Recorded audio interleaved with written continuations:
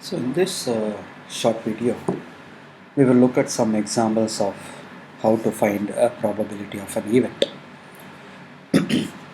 First example is a very simple example.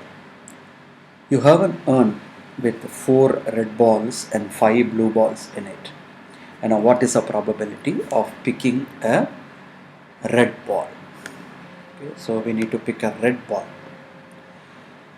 What is the probability of getting a red ball from the urn? So now you need to see two things. What is the event and what is the sample space? The event is picking the red ball, and how many red balls are there? 4, right?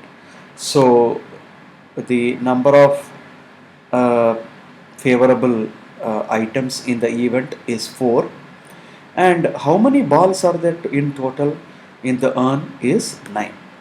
So the probability according to the Laplacian definition is 4 divided by 9. Okay, so that is a first example. It's very simple example. The second example, we will look at let me take this out first and then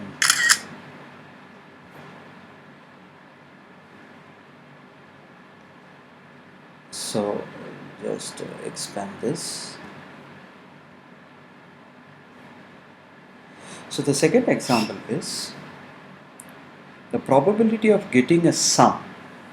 You are throwing two dice at the same time, and what is the probability of getting a sum of 7 in those two dice? You are getting some numbers and you need to sum up that number, and then that has to be equal to 7. Okay, so that is the thing that we need to look at. So now you need to find the favorable events. How many favorable events are there and what are the sample space available? So the favorable thing is, right, so you need to find, so what are the possible values a dice can have? So each dice can have from 1 to 6, right? So one dice can have 1 and the next dice can have 6. So 1 plus 6 becomes 7. And likewise you can have 6 in the first dice and 1 in the second dice. Like that 2 plus 5 and then 5 plus 2 and then 4 plus 3 and 3 plus 4. So there are 6 possible events that can occur, favorable events that can occur if you want to get a sum of 7. But what are the sample space? What is a sample space here? What are the possible outcomes if you throw 2 dice? So each dice can have 6 values. So we will get possible number of values will be like 6 multiplied by 6. So 36 possible values you can have, right? So in this example we have found that the number of favorable items in the event is 6, and 6 multiplied by 6, that is the sample space, 36. So the probability of getting sum equal to 7 is nothing but 6 by 36, and that is nothing but 1 by 6. So that is a probability of getting a 7 when we throw 2 dice.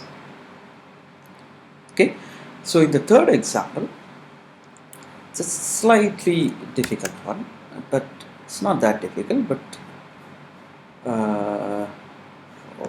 okay, so this is not working out. Let me take another screenshot of this. Okay, so let me paste this here.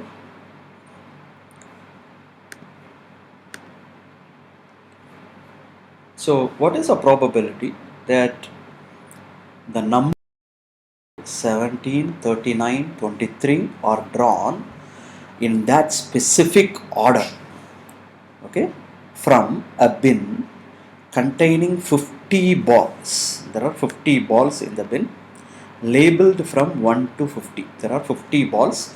Each of them are labeled from the number 1 to 50.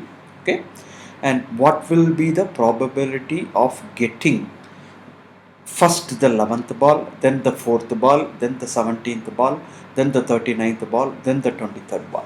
Okay, And there are two questions here: without ball replacement, with ball replacement.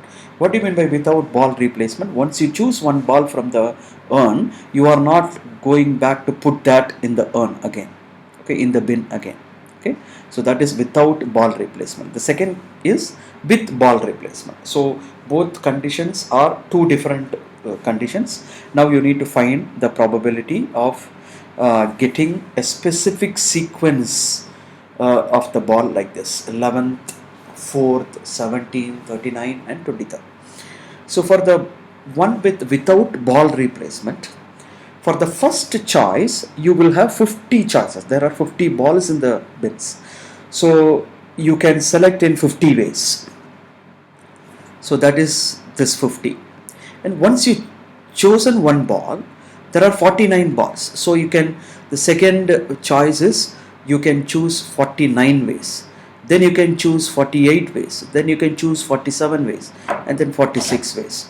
So totally we have like 5 balls that can be taken without ball replacements, and that gives 50 multiplied by 49 multiplied by 48 multiplied by 47 and multiplied by 46, and that will be this many ways will be available.